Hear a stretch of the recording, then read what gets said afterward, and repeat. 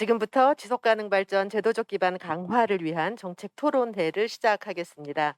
오늘 진행을 맡은 저는 지속가능 발전 지방정부 협의회 사무국을 맡고 있는 이클레이 한국사무소의 박연희 소장입니다. 여러분 정말 반갑습니다.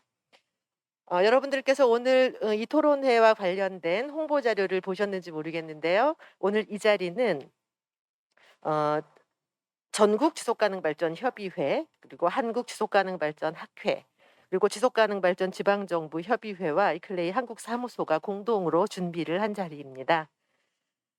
그리고 또한 이 자리는 올해 10월에 개최될 예정인 대한민국 지속가능발전 대회의 사전 행사 성격도 동시에 갖고 있습니다. 오늘 참여하는 주요 이 네 기관은 매일매일의 주요 업무를 지속가능 발전을 주제로 활동을 하고 있는 기관들입니다. 그리고 특히 오늘의 이 자리는 지속가능 발전 지방정부 협의회가 2019년부터 지속가능 발전 기본법을 제정하라라고 하는 정책적 메시지를 지속적으로 내오고 있는데, 이 메시지를 국회에 전달하기도 하고, 그리고 사회적으로도 이 지속가능 발전 기본법 제정의 필요성에 대한 메시지를 지속적으로 확산하기 위해서 노력을 기울여 왔습니다. 그런 토대 위에서 이제 오늘의 이 토론회가 마련되었다는 점을 말씀드립니다. 그리고 또한 오늘 지속가능 발전 기본법 제정이라고 하는 것은 우리 행사를 주최하면서는 지난해 말까지 국회에 지속가능 발전, 그다음에 기후 위기 대응, 그린 뉴딜, 미세먼지 대책 등을 모두 포함해서 5월까지 합계는 전부 총 9개의 법안이 상정되어 있습니다. 그러나 그 입법을 추진하는 과정은 어 예측할 만큼 가시화되어 있지 않아서, 특히 이제 지속가능 발전 기본법을 중심으로 한 관련 입법의 제정이 필요하다고 하는 데에 이제 주요 이 목적을 두었고, 오늘의 이 자리도 지속가능 발전 기본법을 비롯해서 관련 입법이 조속하게 입법이 되어야 된다라고 하는 필요성에 주목해서 우리가 의견을 나누려고 합니다. 그래서 오늘 토론회가 개최되기까지 지난 5일간 온라인 공동 행동을 이제 진행을 한 바가 있습니다. 여러분들께서는 얼마나 많이 참여하셨을까요? 혹시 화면에서 보이는 메시지가 여러분들께 전달이 되는지 모르겠습니다. SNS를 통해서 지속가능 발전 기본법을 제정하라라고 하는 온라인 공동행동을 진행했는데요. 화면에 보시는 것처럼 지속가능 발전 지방정부 협의회, 그리고 지속가능 발전 협의회의 기관들에서 SNS에 그 메시지를 같이 공유를 해 주셨고요. 그리고 매일매일 일 메시지를 SNS에 올리기 어려운 경우는 시의 홈페이지에 지속가능 발전 기본법 제정에 대한 메시지를 내주신 바 있고, 지속가능 발전 한국 지속가능 발전 학회에서도 홈페이지를 통해서 그 메시지를 같이 공유해 주셨습니다. 그리고 저희들이 닷새 동안의 캠페인을 하는 중에 충남 지역의 시장군수 구청장 협의회는 공동으로 지속가능 발전 기본법을 제정하라라고 하는 공동 성명을 이제 발표해 주신 바가 있습니다. 그래서 오늘 토론회는 이런 어 그리고 또 우리 당진 시장님이시고 지방 정부 지속가능 발전 협의회 회장님께서는 영상을 만들어 주셔서 이것을 협의회에 공유도 하였고, SNS를 통해서도 공유를 한 바 있습니다. 그래서 오늘 토론회는 이렇게 지속가능 발전 기본법 제정을 촉구하는 목소리를 중심에 두고 오늘의 행사를 진행을 하려고 합니다. 그래서 오늘은 이게 이제 온라인 행사라 저희들이 의전은 이제 최소화하기로 했지만, 그래도 제일 중요하게 각 기관을 대표하신 분들, 그리고 오늘 참여하신 시장군수 구청장님은 좀 함께 소개를 좀 먼저 하고, 그리고 우리가 중요하게 시장님들의 발표와 메시지를 듣고, 그리고 지정 토론, 종합 토론의 순서로 오늘 순서를 진행을 하겠습니다. 그래서 본격 토론을 시작하기에 앞서서요. 먼저 오늘 행사를 함께 준비하고 함께 참여하신 각 기관의 대표님 먼저 소개해 드리겠습니다. 먼저 전국 지속가능발전협의회를 대표해서 오수길 정책위원장님 함께 자리하고 계십니다. 예, 반갑습니다. 참 소개할 때요, 발표자가 아니신 경우에는 조금 더 인사 말씀을 조금 더 함께 한 1-2분 나눠 주셔도 좋겠습니다. 그리고 한국 지속가능발전 학회를 대표해서 김병환 회장님 함께 하셨습니다. 고맙습니다. 그리고 네, 고맙습니다. 그리고 우리 카메라가 잘못됐고. 네. 지속가능발전 지방정부협의회에서요. 이 자리에 참석하진 못하셨지만 온라인으로 시장님과 구청장님들께서 함께하고 계십니다. 먼저 우리 온라인에 참여하고 계신 구청장님을 좀 소개하려고 하는데요. 먼저 우리 종로구의 김영종 구청장님 온라인에 계실까요? 예. 구청장님 잠시 인사 말씀 좀 나눠 주시겠습니까? 네, 반갑습니다. 오늘 토론회 잘 돼서 뭔가 좋은 법 만들어졌으면 좋겠고요. 우리 김홍장 시장님 여러모로 수고가 많으십니다. 적극 응원하고 함께하겠습니다. 반갑습니다. 예, 감사합니다. 그리고 멀리 거제시에서요. 우리 변광용 거제시장님께서도 온라인으로 함께하고 계십니다. 우리 변광용 거제시장님. 예. 안녕하세요. 반갑습니다. 인사 나눠 주십시오. 네, 반갑습니다. 거제시장 김광용입니다. 우리 지방 정부를 철주고 계시는 우리 여러 판시장님들 너무 많으십니다. 건강하셔야 됩니다. 다들 건강하십시오. 예, 감사합니다. 그리고 인천 미추홀구에서 우리 김정식 미추홀구의 구청장님께서도 온라인으로 함께하고 계십니다. 이동 중이신데 접속하셨습니다. 구청장님 안녕하세요. 인사 나눠 주십시오. 네, 안녕하세요. 골목골목까지 행복한 미추홀구를 추구하고 있습니다. 김정식 청장입니다. 반갑습니다. 예, 반갑습니다. 그리고 우리 서대문 구청장님께서는 발표도 하실 텐데요. 우리 문석진 서대문 구청장님 인사 나눠 주십시오. 문덕진 서대문 구청장입니다. 모두 다 지속가능 발전 함께 나가십시다. 감사합니다. 감사합니다. 그리고 현장에 나와 계신 우리 시장님을 소개하겠습니다. 먼저 화성시에서 우리 서철모 시장님께서 직접 현장에 나와 계십니다. 시장님 안녕하십니까? 인사 나눠 주십시오. 반갑습니다. 화성시장 서철모입니다. 예, 반갑습니다. 그리고 이제 바로 이어서는 우리 당진 시장님을 소개하려고 하는데요. 당진 시장님께서는 오늘 이 행사가 개최될 수 있도록 여러 기관들이 협력할 수 있도록 추동해 주셨고요. 그리고 지속가능발전 지방정부협의회 회장님이시기도 합니다. 그래서 시장님께서는 이제 개회 인사 말씀도 해주셔야 되는데 그것을 전부 이렇게 묶어서 시장님을 이제 무대로 모실 텐데요. 제일 마지막에 소개드린 이유입니다. 당진 시장님 앞으로 모시면 먼저 인사 말씀 포함해서 오늘의 가장 중요한 발표 내용도 함께 발표를 해주시기 바랍니다. 우리 당진 시장님, 김홍장 당진 시장님 무대로 나오실 텐데 우리 현장에 계신 분들 그리고 온라인으로 접속하신 분들 모두 큰 박수로 맞아주시기 바랍니다. 시장님 모시겠습니다. 실력이 중국이라고 못 쓰는데. 네, 오늘 이렇게 지속가능발전협의회 지방정부의 회원도시 시장, 군수, 구청장님 또 온라인으로 함께해 주셔서 진심으로 감사드립니다. 또 이 자리에는 화성시장님, 또 우리 지속가능발전 학회 김병환 교수님, 또 오수길 교수님 함께해 주셨는데요. 모든 분들께 감사드립니다. 우리 모두가 지속가능한 사회를 위해서 함께 지혜를 모으고 힘을 모아 나갔으면 좋겠습니다. 제가 특히 온라인으로 이렇게 함께 하신 모든 분들 거듭 감사드리면서요. 저는 지난 5년 동안 국내에 100여 개의 지방정부와 함께 지속가능 발전, 또 기후위기, 에너지 전환을 위해서 함께 달려왔는데요. 그동안 오늘 활동한 경험과 또 평소의 생각을 바탕으로 해서 지속가능 발전 기본법 제정의 필요성과 저희 당지 사례를 이 자리를 빌어서 소개하고자 합니다. 먼저 대한민국의 사회적, 정치적 현황을 간략히 살펴보고 지속가능한 사회로의 전환과 확산을 위한 기본법 제정의 필요성을 말씀드리겠습니다. 또한 지속가능 발전을 시정 최상의 최우선 가치로 선언한 저희 당진시의 사례도 간략하게 소개해드리겠습니다. 저는 코로나의 한가운데 있는 한국 사회를 이렇게 봅니다. 중앙에 집중된 권력이 지방으로 이관되는 지방분권과 지방자치, 성장의 한계점에 다다르고 있는 지역경제의 재구조화, 친환경적이고 스마트한 도시 모델과 사회적 시스템, 또 시민들이 기후위기 극복에 대한 인식의 전환과 실질적인 분권형 거버넌스가 확산되어가는 시기라고 보고 있습니다. 한국 사회 전체적으로 과도기적인 시행착오와 정체성의 혼란기를 겪고 있는데요. 저는 사회 발전의 과정으로 이해하고 있습니다. 지방정부의 고민을 정리해 봤습니다.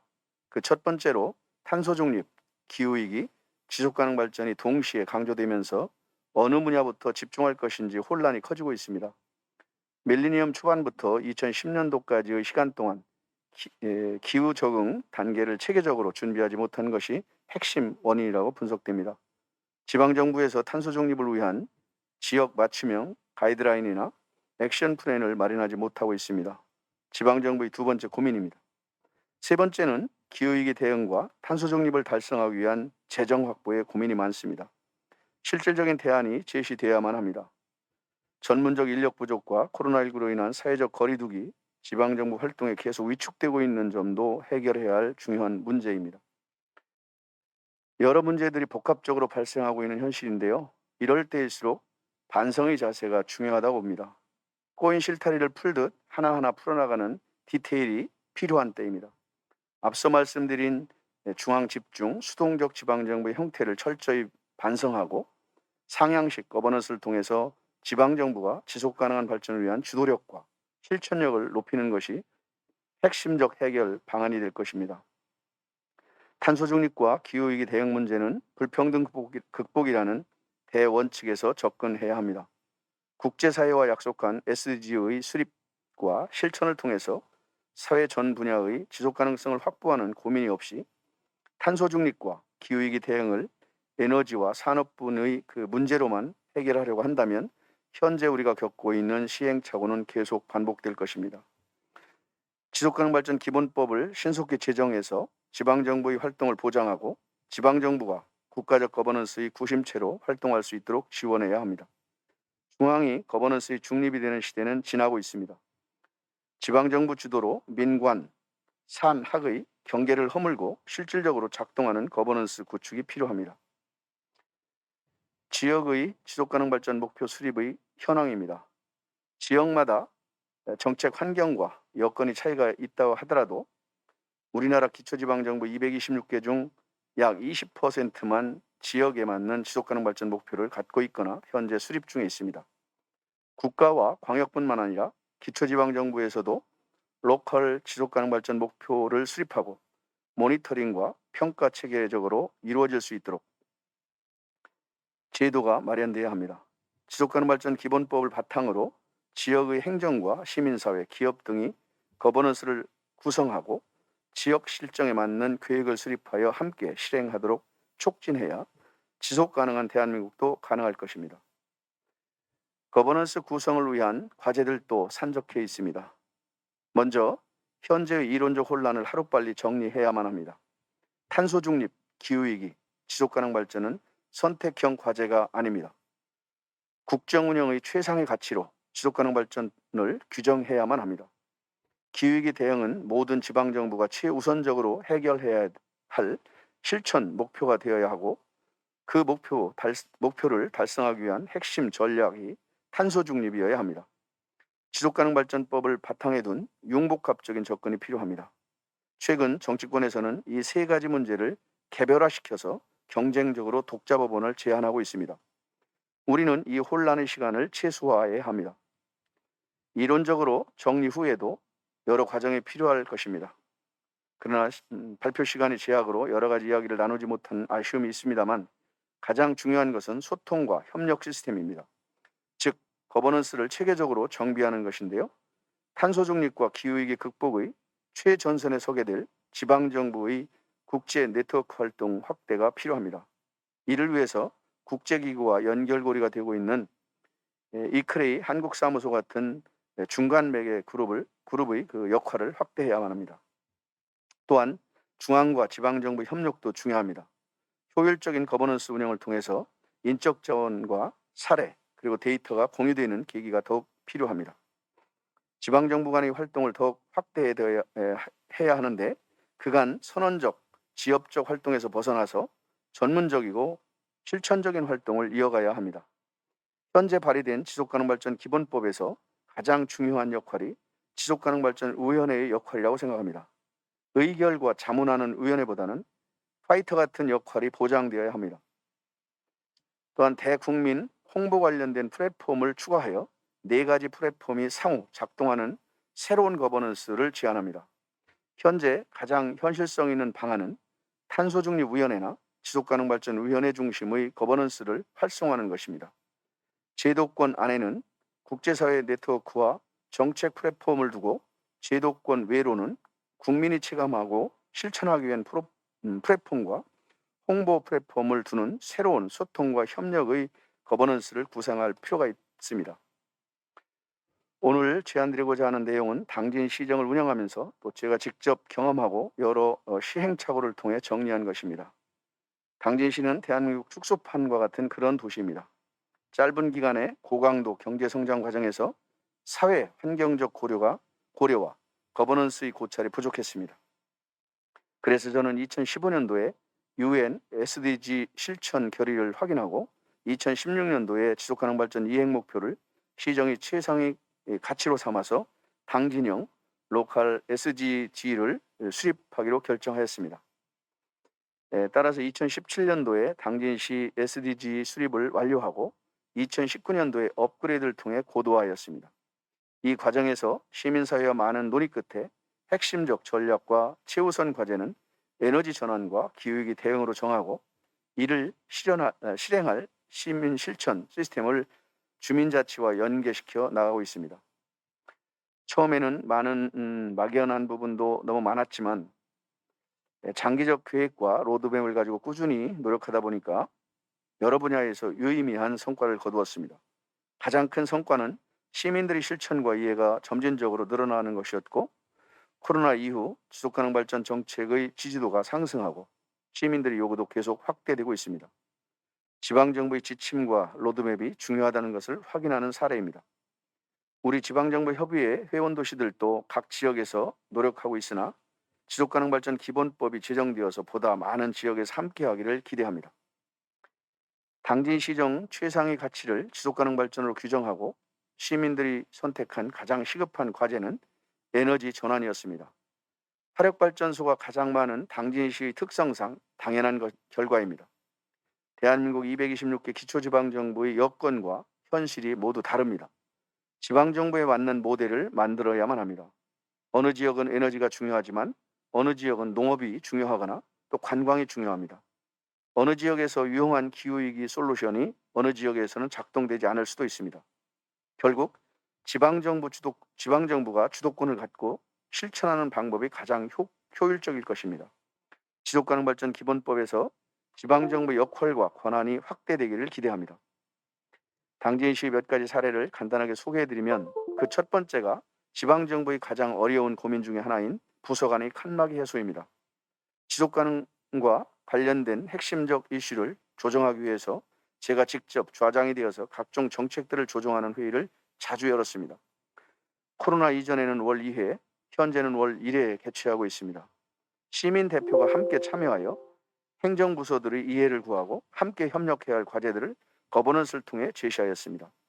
중앙정부나 다른 지방정부에도 매우 중요하게 볼 사례라고 생각합니다. 지속가능발전과 관련된 여러 이슈를 계속 발굴하는 과정이 중요합니다. 당진시 SDG와 관련된 시급한 핵심 의제들을 15개를 발굴하고 각 의제별로 거버넌스를 구축하는 과정을 강도 높게 추진하였습니다. 잘 되는 부분도 있고 아직 어려운 부분도 있습니다만 거버넌스가 작동되는 분야에서는 구체적 성과가 바로 도출되었습니다. 지방정부가 관심 있고 참여할 만한 거버넌스를 계속 확대한다면 그 거버넌스에서 해답을 찾게 될 것입니다. 지속가능 발전을 지원하는 여러 민관협력 플랫폼들도 성공적으로 작동할 수 있음을 확인하였습니다. 지속가능 발전 관련 시민 실천을 지원하는 시민 지속가능 발전소와 당진시 공익활동 지원센터 같은 중간 지원 조직들이 시민들이 진입 장벽을 낮추고 체계적인 활동이 가능하도록 지원하고 있습니다. 현재 탄소 중립, 기후위기 대응 정책들이 행정에서 다 해결할 수 있는지 우리는 고민해 봐야 합니다. 기존의 플랫폼 기능을 기후위기 대응과 탄소 중립으로 전환될 수 있도록 해야 합니다.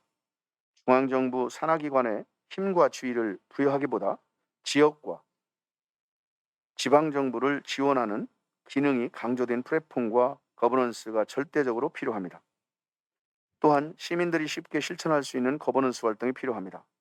사진은 청소년들이 지속가능 발전 관련 주제를 가지고 실천 활동을 전개하는 RG 하지라는 프로그램을 진행하는 모습입니다. 코로나19로 시민들의 생각도 많이 바뀌었습니다. 특히 어린 학생들의 생각은 놀랍습니다. 이런 시민적 수요를 빨리 찾아내야만 합니다. 그러기 위해서는 민관 협력기구가 중요한데요. 전국적으로 준비된 거버넌스 체계가 있습니다. 전국에는 100여 곳의 지속가능 발전 협의회입니다. 이 조직은 이미 길게는 20여 년간의 지역활동 경험과 지방정부의 협력 경험을 갖고 있습니다. 일정 부분의 예산과 인력도 보유하고 있습니다.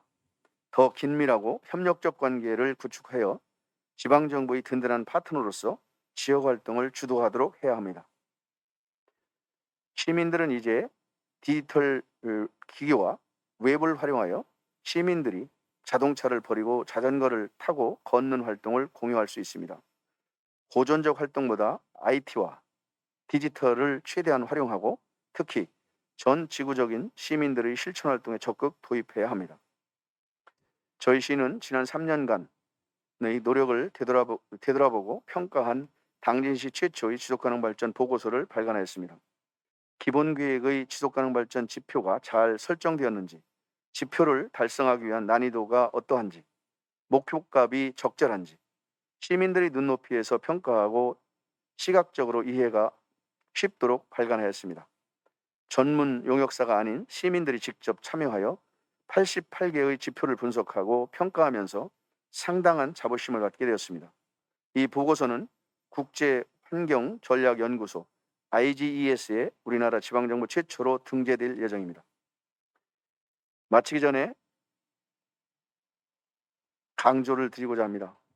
대한민국의 그린 뉴딜과 2050 탄소중립 넷제로로 지속가능 넷제로 또 지속가능 발전 시민이 체감하고 지역에서부터 실천해야 성공할 수 있습니다. 새로운 소통과 협력이 보장된 거버넌스 구축에서부터 시작돼야 합니다. 이제 우리는 시민들이 작은 사례와 이야기라도 국제적 네트워크를 통해 공유하고 국제기구와 중앙정부, 지방정부가 긴밀히 협력하는 지혜가 필요합니다. 현재의 위기를 총체적으로 판단하고 가장 핵심과 근간이 될 지속가능발전법의 국가기본법 격상이 그 시작입니다. 제도적 기반이 확장될수록 힘을 모아주시길 부탁드리면서 발표를 마치겠습니다. 감사합니다.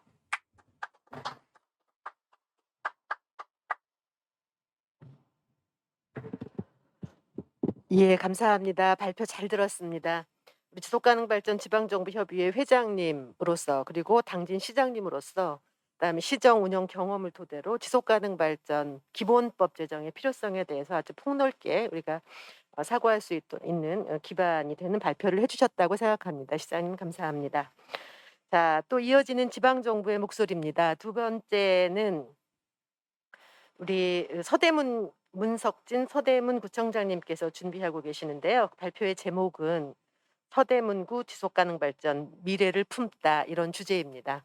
우리 이 시점에서 우리 한국의 지방정부에서는 어떤 목소리를 내고 있는지 그리고 왜 지속가능발전 기본법이 필요한지에 대한 발표를 이어주시겠습니다. 우리 문석진 구청장님께서는 온라인으로 발표를 해주실 텐데요. 자, 벌써 화면에 우리 구청장님 얼굴이 보이고 있습니다. 여러분 박수로 맞아주시기 바랍니다. 구청장님 네, 발표를 부탁드립니다. 네, 우리 당진시에서 김홍장 시장님 먼저 발표해 주셨고 또 이런 모임을 계속 잘 유지해 주셔서 정말 감사드리고요. 또 화성 시장님 직접 가 계신 거 아까 화면으로 봤습니다. 네, 저는 저희 서대문구청에서 온라인으로 발표하도록 하겠습니다. 그러면 제 발표를 시작하도록 하겠습니다. 서대문 지속가능 발전 미래를 품다 이런 제목으로 시작을 하겠습니다. 여러분 모두 다 SDG 모든 지표를 잘 알고 계십니다만 보통 이제 지속가능 발전 그러면 우리 환경 쪽 얘기들이 주로 많이 나오는데요. 조금 저는 우리 사회적인 문제 부분을 좀 다루어서 말씀을 좀 드리고자 합니다. 이러한 제목 순서도록 하겠습니다. 우선 서대문구 이렇게 보시면요. 저희들 합계 출산율은 서울시나 전국보다 낮습니다. 2017, 18, 19년도 마찬가지고요. 노령화 지수는 또 저희가 서울이나 전국보다 더 높습니다. 네, 그래서 사회적으로 보면 지속 가능 발전에 상당히 좀 문제가 있는 거죠. 더군다나 미세먼지나 초미세먼지 내용을 보시면 이건 한국 상황에서는 서대문구나 서울이나 전국이나 다 비슷하다고 보여집니다. 미세먼지, 초미세먼지 마찬가지고요. 2017, 18, 19 대동소이합니다. 물론 2017년도보다는 2019년도가 더 낮아진 것은 또 코로나 영향도 있다고 생각이 되고요. 그러나 다른 나라 주요 도시하고 비교하면 역시 저희 서대문구뿐만 아니라 우리 대한민국에 있는 모든 도시들이 아마 세계 기준에 미치지 못할 거라고 생각합니다. 저희는 WHO 권고 기준 대비해서 약 2.3배, 또 타국 주요 도시 대비하면 한 2.5배 정도 높다고 생각이 되어지네요. 서대문구 지속가능 발전 관련해서 추진 경과를 말씀을 드리면 저희는 2019년도 9월에 지속가능 발전 기본 계획을 수립을 했습니다. 사실 좀 늦은 편이죠. 저희가 대부분 다 지속가능 발전과 관련해서 유엔이 설정했던 때보다는 좀 늦게 이렇게 작동이 되어졌는데 그래도 그나마 2019년도에라도 시작한 것은 다행이라고 생각합니다. 그리고 5개년에 대한 계획을 세우고 핵심 지표, 기후환경, 교육문화 등 34개를 이렇게 설정을 했고요.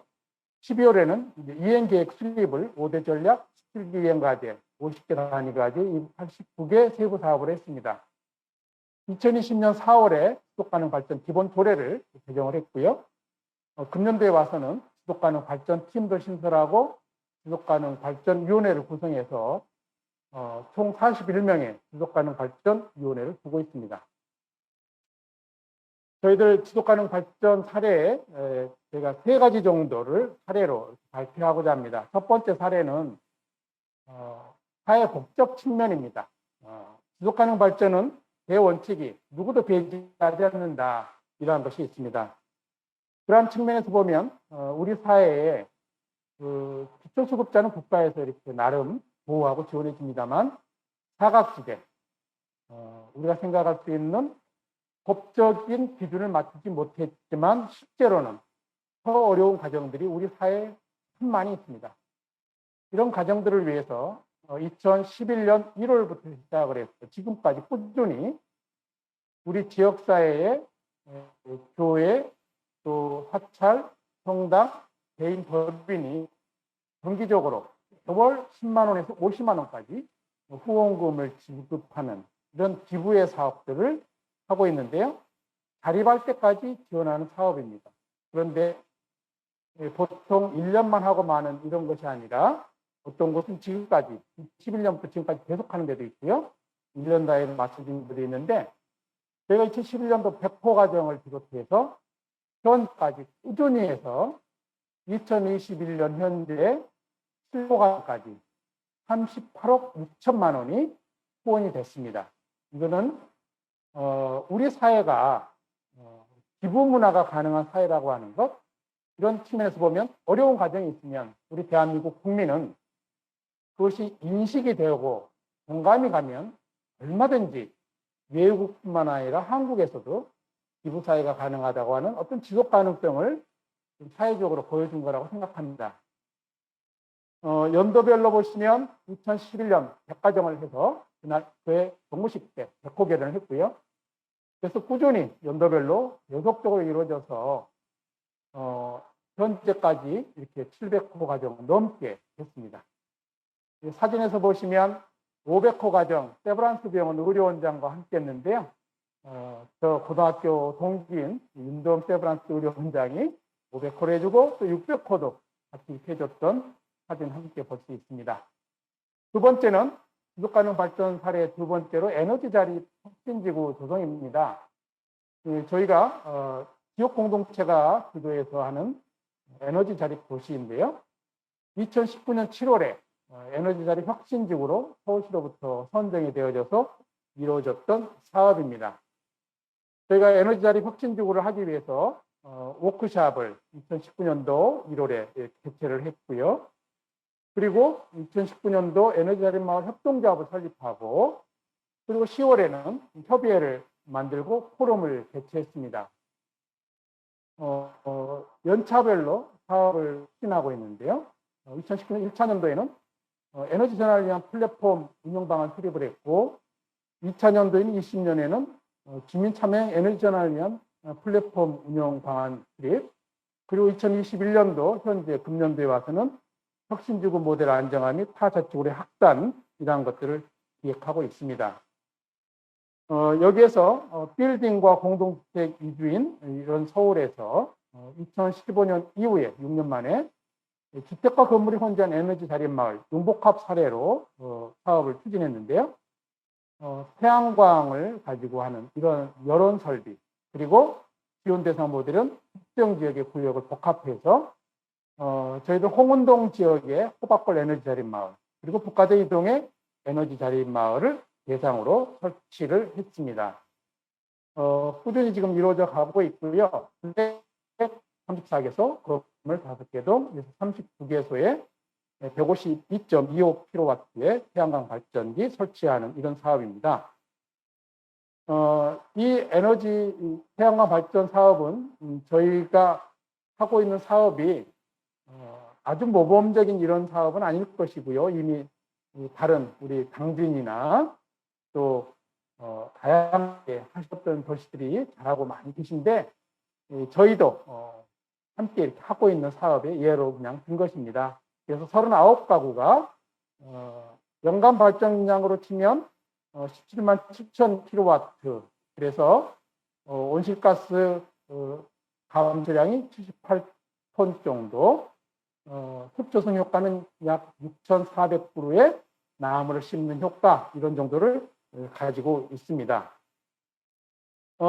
저희들 또 지속가능 발전 사례 세 번째는 우리가 팬데믹 시대에 여러 가지로 학교의 수업들이 원격 수업이 이루어지면서 이게 교육에 대한 문제가 이 격차가 심해지면 안 되겠다라고 생각해서 디지털 교육을 하기 위한 전문 인력인 디지털 튜터를 파견하는 사업을 시행을 했습니다.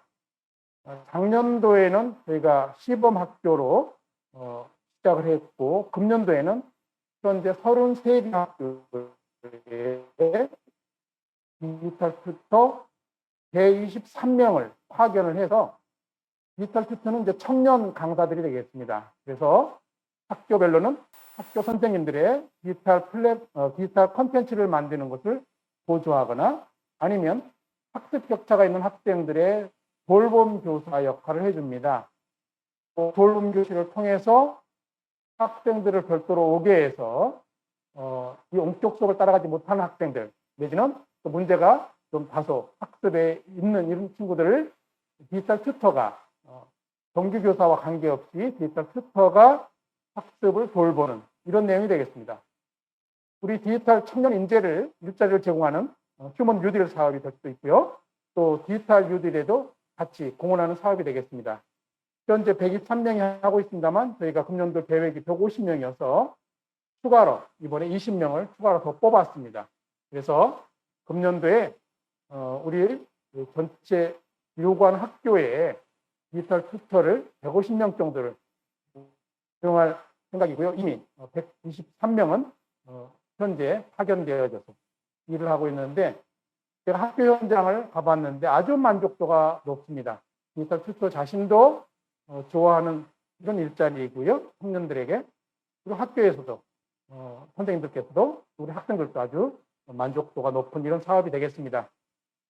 참고로 디지털 튜터들은 하루 3시간을 하는 이런 경우도 있고 6시간 하는 경우도 있습니다. 10시간 할 때 생활급 정도를 보장해 주는 금액이 되겠습니다. 3시간 하는 경우에는 한 달에 월 90만 원 정도, 6시간 정도 하는 경우에는 한 180만 원 정도 되기 때문에 거의 생활급에 가능한 이런 경우가 되겠습니다. 세 가지 사례를 말씀을 드렸고요. 저희들은 지속가능 발전 기본 계획을 다시 재수립해야 되겠다고 판단하고 있습니다.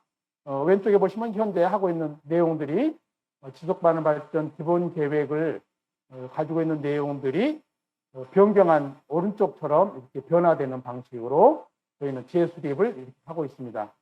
그렇게 하는 이유는 그동안에 우리가 했던 그 기본 계획이 이를테면 다양한 이해관계자 참여가 잘 이루어지지 않는다라고 하는 이런 문제, 또 주민들이 지속가능 발전에 직접 참여가 쉽지 않다는 이런 생각이 들어서 저희는 누구도 배제하지 않는다는 유엔의 대원칙을 구현하기 위해서 가능하면 이 사람들하고 수기공론장을 더 많이 만들어서 좀 더 측정 가능한 방식으로 바꾸자, 이렇게 해서 우리 지속가능발전위원회 또 기관 및 민간단체, 기업, 국민들이 함께 12개 이해관계자 그룹을 만들고 이 사람들이 또 만들어가는 이런 방식으로 했습니다.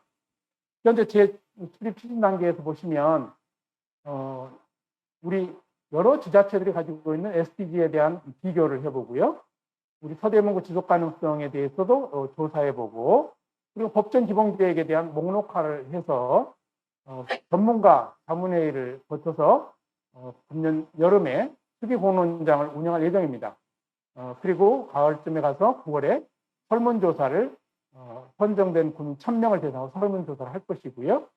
10월에 의견 수렴을 하겠습니다. 그래서 100여 개 행정위원회나 협치 워킹 그룹을 통해서 할 것이고요. 저희 동 주민자치위원회 14개 동인데요. 여기 의견 수렴을 거쳐서 금년 11월에는 새롭게 변경된, 재수립된 기본계획을 확정하도록 하겠습니다. 이러한 추진에는 12개 이해 집체그룹 약 60명에서 100명 정도가 대상이 되겠고, 주요 내용은 이런 서대문구 SDG 안을 12개 이해 집체 그룹별로 만들어보자라고 하는 것입니다. 오른쪽에 있는 것들이 이제 각 이해 집체 그룹이 되겠습니다.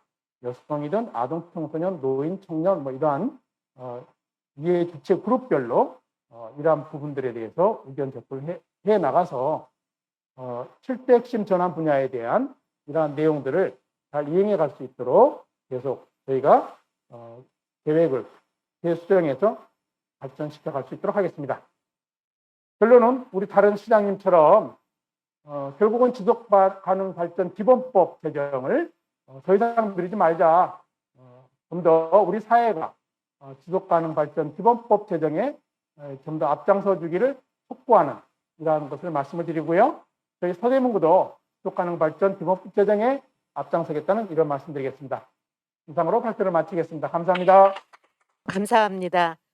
서대문구에서 진행해왔던 지속가능 발전 관련 정책의 추진, 그 추이를 아주 일목요연하게 설명해 주셨고요. 벌써 업그레이드된 버전 2를 준비하고 계시는 과정까지도 전해 주셨습니다. 우리 문석진 구청장님의 발표 내용을 보면 지역에서는 벌써 시도를 구체적으로 했고 거기에 경험을 듣고 그다음에 업그레이드된 버전을 시도하는 지방 정부들이 많이 있다고 하는 겁니다. 그래서 이게 국가 체계에서 이제 이런 활동들을 좀 지원할 수 있는 체계가 필요하다는 점을 강조해 주셨습니다. 자, 세 번째 발표를 모시도록 하겠습니다. 먼저 우리 현장에 와 계신 화성 시장님을 모시려고 합니다. 화성 시장님께서는 화성시 SDG 추진 현황과 지속가능 발전 기본법 제정의 필요성을 중심으로 발표를 해주실 텐데요. 최근에 화성시의 SDG 추진 사례에 대해서 주목하고 있는 그룹들이 상당히 많이 있습니다. 여러분들께서도 좀 많은 정보를 얻으실 것으로 기대되는데요. 우리 서철모 화성시장님을 박수로 맞아주시기 바랍니다.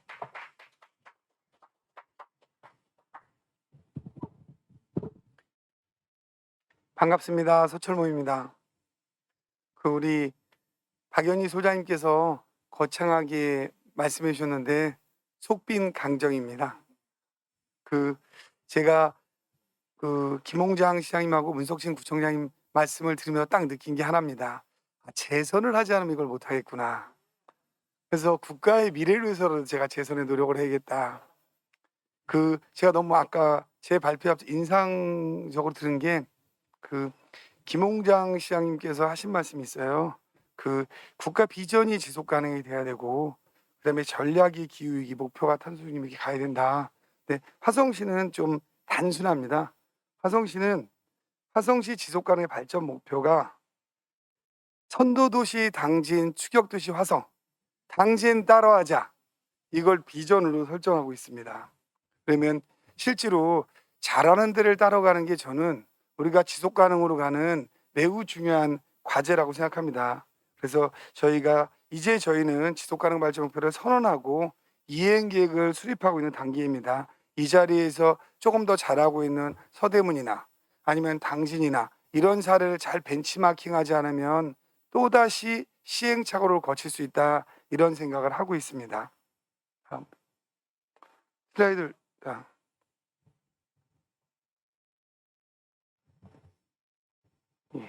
그 화성시 지속가능 발전 목표의 가장 큰 의미는 수립 과정을 화성시의 많은 이해관계자와 함께 한 겁니다.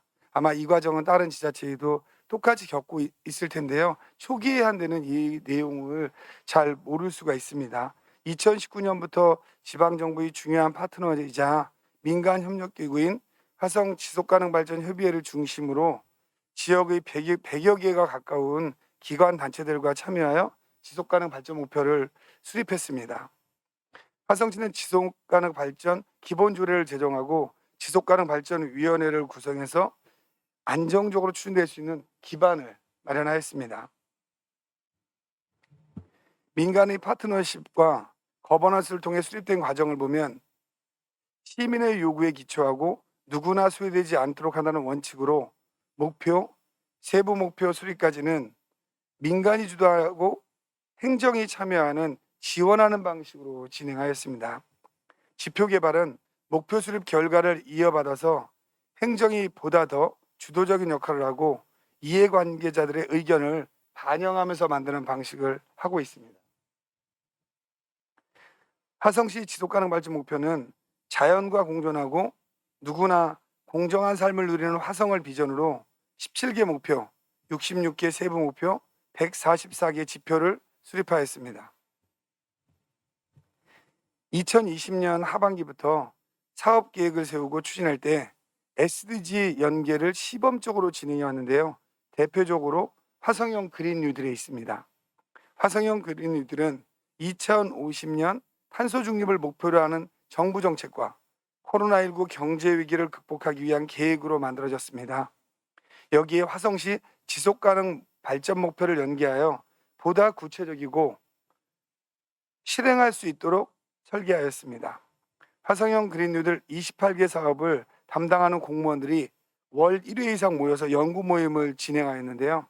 각 사업의 환경, 사회, 경제적 지속 가능성을 점검하고 협업해 나갈 수 있도록 내외부의 자원을 찾아 연계해서 사업을 보완해 나가는 것입니다.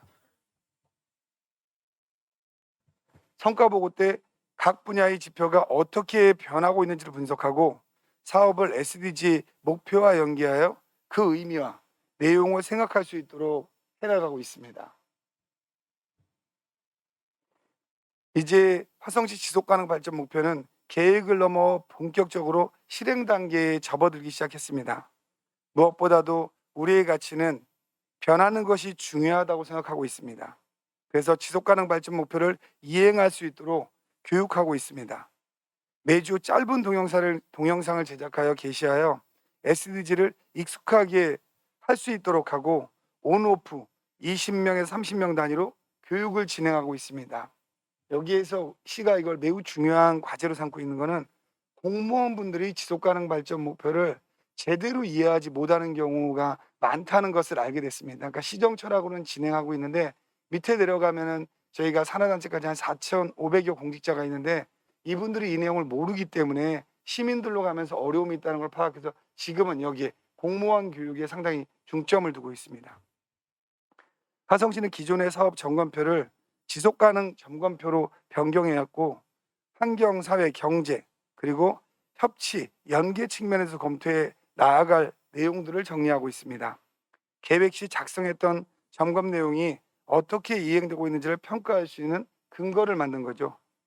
각 부서에 작성된 내용은 지속가능 발전 총괄부서와 지속가능 발전 정책관이 소통하면서 1차 보완하고 지속가능 발전 위원회에 자문을 받게 됩니다. 이렇게 해서 화성시 지속가능 점검 양식은 화성시 행정뿐만 아니라 화성시 전체 공공기관, 시민사회가 함께 공통으로 적용하기로 했습니다. 계획을 넘어 실행, 평가를 위한 민관의 협력이 이루어지고 있다는 점이 화성시 지속가능 발전 목표 수립 과정의 가장 큰 변화이면서 성과라고 할 수 있겠습니다. 지속가능 발전의 시정 전반에 적용되고 이해되기 위해서는 무엇보다도 지속가능 발전 기본법이 제정되고 그에 따라 지방정부에서도 지속가능 발전 기본조례로 전하는 것이 중요하다고 생각합니다. 따라서 화성시는 지방정부의 성과를 내기 위해서는 여기에 근간이 될 수 있는 지속가능 발전 기본법의 조속한 제정을 촉구합니다. 감사합니다. 예, 감사합니다. 열정적으로 지속가능 발전 추진 체계를 만들어가는 화성시의 사례를 발표해 주셨습니다. 예, 시장님들께서 이렇게 겸손하게 말씀을 해주시니까 그렇죠? 장내 분위기가 아주 급 더 좋아진 것 같습니다. 안녕하세요. 예, 다음 이제 마지막 시장님들 발표 중에는 마지막 순서인데요. 수원시장님을 이제 발표자로 청하려고 합니다. 당초 시장님께서는 이제 함께 참여하시려 하였으나 일정이 여의치 않아서 그 발표 내용을 영상으로 만들어서 보내주셨습니다. 요 현장에 계신 분들은 앞에 화면을 통해서 영상을 보실 수 있고요. 유튜브 예. 아니요. 저쪽을 보시면 될 것 같고요. 그다음에 유튜브에서는 자연스럽게 영상이 그대로 구동될 수 있을 것 같습니다. 염태영 수원시장님께서는 우리나라의 지속가능 발전 추진의 특성 그리고 지속가능 발전 기본법 제정의 필요성을 연계해서 말씀해 주시겠습니다. 이클레이 한국사무소 집행위원회 의장이시기도 한 우리 수원시장님의 발표를 영상으로 보겠습니다. 안녕하세요. 반갑습니다. 수원시장 염태영입니다. 오늘 제가 다른 일정으로 인해서 토론에 참석이 어렵게 됐습니다. 그래서 이렇게 영상으로 말씀드리게 된 점을 양해해 주시기 바랍니다.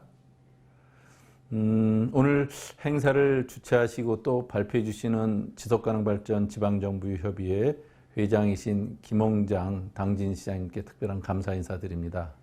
그리고 주제 발표를 하시게 되는 문석진 서대문 구청장님 그리고 서철모 화성시장님께도 감사 말씀드립니다.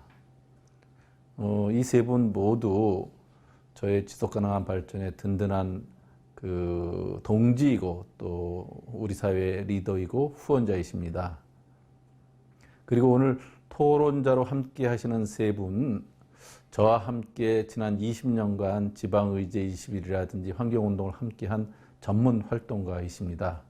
광주의 김병환 한국지속가능발전 학회장님, 그리고 오수길 전국지속가능발전협의회 정책위원장님, 그리고 류홍번 시민사회 활성화 전국 네트워크 운영위원장님, 예, 모두 반갑고 오래간만이라는 말씀 드립니다. 오늘 귀한 토론 말씀 기대하겠습니다. 오늘의 발표 주제인 지속가능한 지역 만들기, 이것은 1992년 브라질 리우에서 열린 유엔 환경개발회의, 일명 리우 지구 정상회의라고 부르죠. 이곳에서 시작됐다고 볼 수 있죠.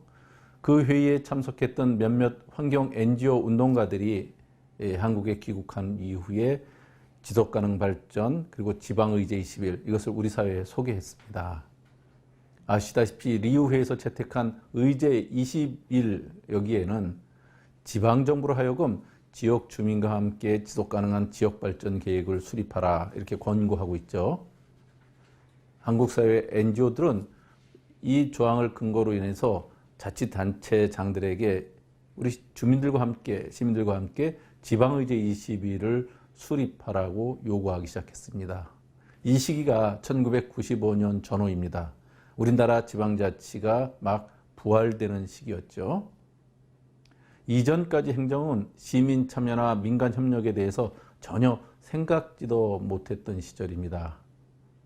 이러한 NGO의 요구를 몇몇 직선 자치단체장들이 수용하면서 지방의제 20일 추진기구들이 만들어지고 각 지역에서 지방의제 20일이 작성되기 시작했습니다.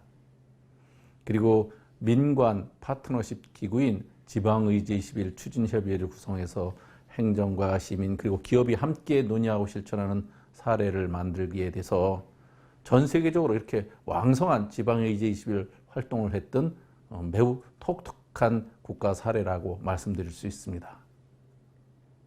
지방의제21은 시민 참여, 민간 협력의 상징으로 자리매김을 했고요. 또 2002년 남아공에서 열린 WSSD 세계 지속가능 발전 정상회의라고 할 수 있는데 여기에 우리나라의 대표 사례로 소개됐습니다. 그 당시 제가 이 기구의 사무총장으로 전국의 지방의제21과 환경운동가들을 엮어서 한 150명 이상이 같이 참여했습니다. 그래서 국제사회에서 큰 눈길을 끌고 또 좋은 평가를 받기도 했죠. 2010년 민선 5기가 시작됐는데 이 당시 지방자치단체장 중에는 문석진 서대문 구청장님을 비롯해서 정말 혁신적인 분들이 많았습니다. 그래서 아주 혁신적인 정책들을 경쟁하듯이 많은 지역 사례들을 만들기 시작했는데요. 탈원전, 사회적 경제, 또 생활임금, 마을 만들기 이런 정책들이 그때 다 나오게 됩니다. 2012년 리우 플러스 20 이것은 다시 브라질 리우에서 열리는데요. 여기에 한국의 17명의 자치단체장들이 참여하십니다. 한국의 지속가능 발전을 이분들이 다녀오고 나서 보다 확실히 견인하기 시작하죠. 이런 일들이 쌓여서 작년 6월 5일에는 또 환경의 날이죠. 전국의 226개 기초지방정부 모두가 참여해서 기후위기 비상사태 선언을 하게 이르릅니다. 기초지방정부가 모두 참여해서 선언을 한 것은 전 세계적으로도 유례가 없는 일입니다. 그리고 얼마 안 있어서 지난해 9월 국회에서 기후위기 비상선언 이런 결의안이 채택됐고 또 결국 작년 말 12월에는 중앙정부도 2050 탄소중립 추진전략 이것을 발표하게 되죠. 결국 저희가 볼 때는 이러한 기초지방정부의 움직임이 국회와 중앙정부에게까지 영향을 끼치고 그래서 이러한 성과를 만든 좋은 사례라고 생각을 합니다.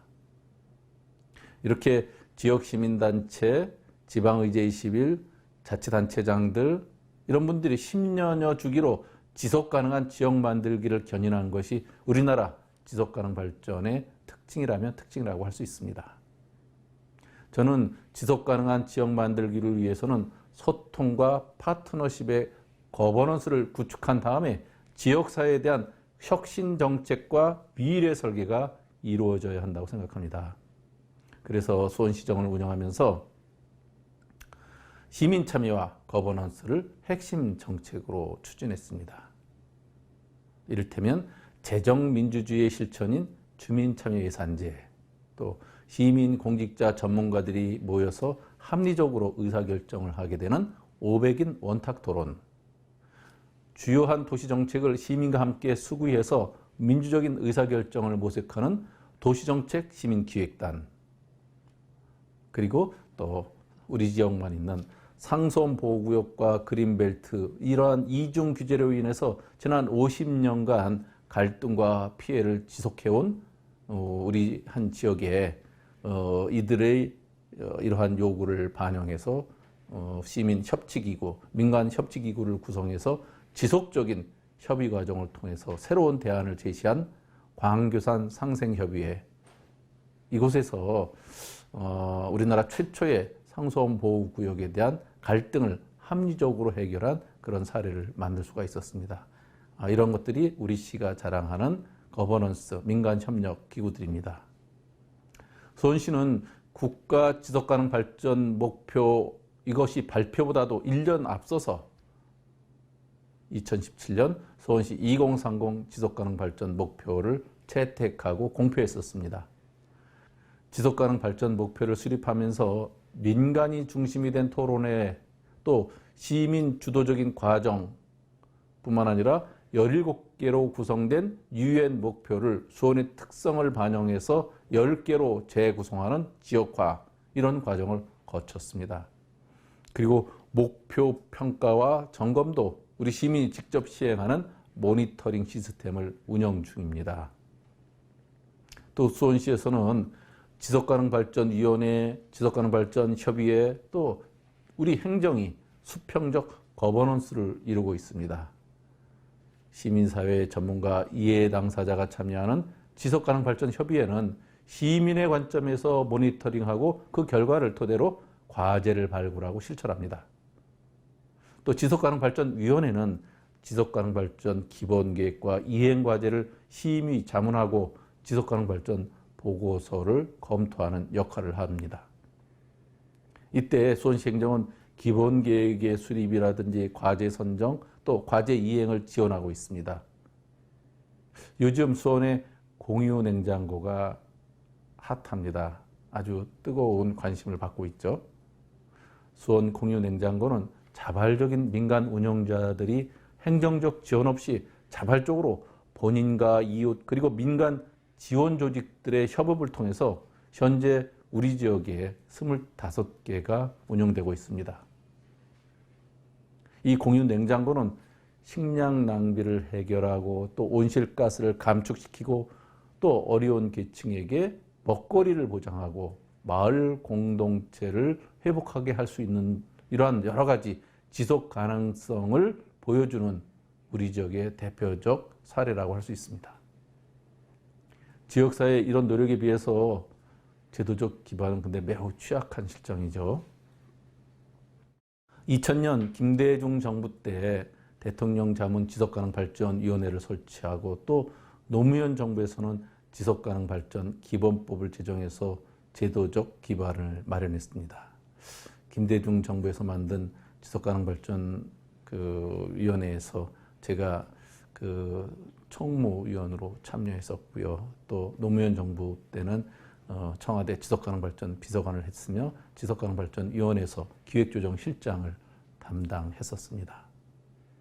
그 이후에 MB 정부에서는 이러한 이전 정부의 지속가능발전 정책을 대부분 부정하고 새롭게 녹색 성장을 추진한다고 저탄소 녹색 성장 기본법을 제정하게 됩니다.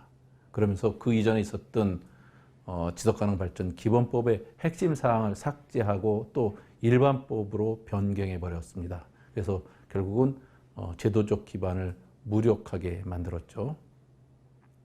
이제 저탄소 녹색 성장 기본법에 규정된 지속가능발전 관련 조항을 분리해서 독립적인 지속가능발전 기본법의 제정이 그래서 아주 기묘하게 됐다 이런 말씀을 드립니다.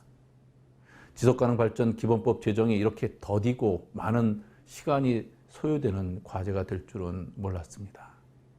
최근에 지속가능발전 지방정부협의회 회원도시들의 입법 요구 챌린지 활동을 통해서 이러한 부활 움직임이 다시 뜨겁게 타오르고 있습니다. 국회에서는 김병옥 국회의원님이 또 이소영 국회의원님이 그리고 한정혜 국회의원님, 지금은 환경부 장관님이시죠. 이러한 여러 의원님들이 지속가능발전 기본법 관련 법률안을 대표 발의하고 계십니다. 국회의 이런 움직임은 매우 고무적이고 저도 기쁘게 생각합니다.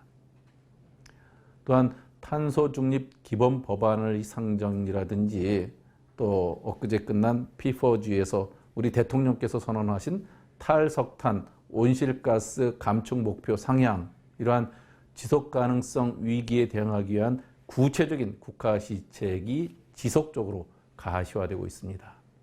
이러한 시책이 우리 사회의 지속가능성을 높이는 방향으로 추진될 수 있도록 지속가능발전 기본법 제정, 저는 꼭 필수라고 생각하고요. 신속한 논의와 검토를 통해서 입법이 이루어지기를 기대합니다.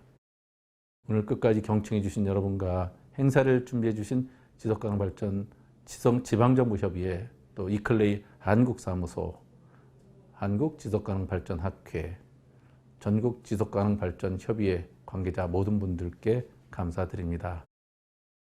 모든 분들께 감사드립니다.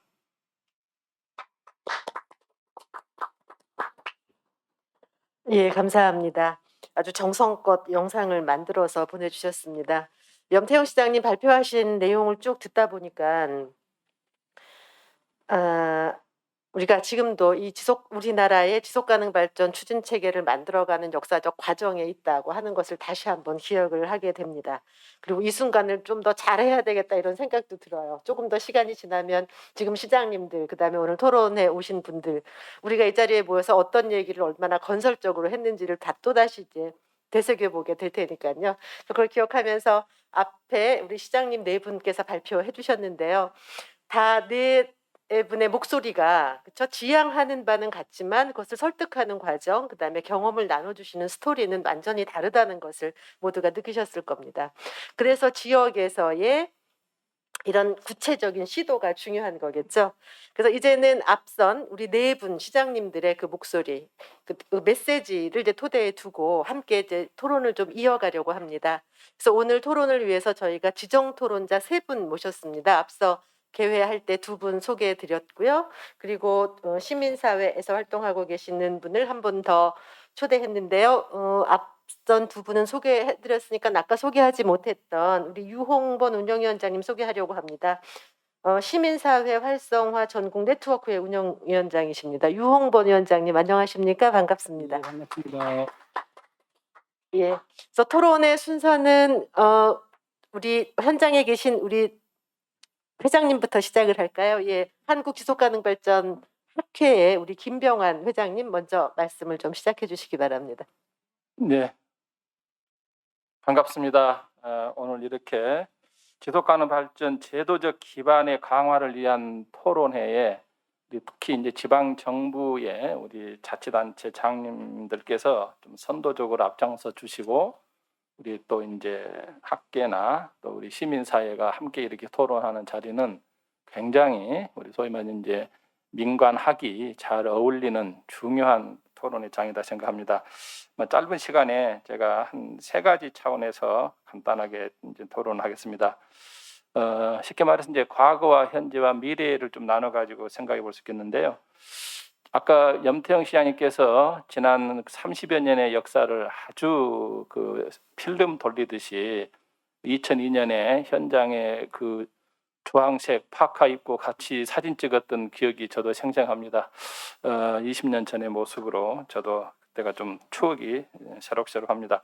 저도 지금 이제 우리 학회가 지속가능 발전 학회가 작년 9월에 창립이 돼서 이제 창립 대회는 11월에 했습니다만은 올해 이제 우리가 창간호를 이제 지금 준비하고 있는데 그 숙제 하나로 제가 지금 원고를 우리나라에서 지속가능 발전의 어떤 학문적 또는 정책적 노력의 역사를 쭉 제가 한번 글로 좀 정리를 했습니다. 이제 창간호에 게재할 용으로 정확하게 제가 쭉 리뷰를 해보니까 1991년부터 조금씩 이제 문헌들이 나타나기 시작하고 저도 이제 제가 쓴 글을 보니까 1994년에 제가 지속가능 발전에 대한 글을 저도 처음 썼더라고요.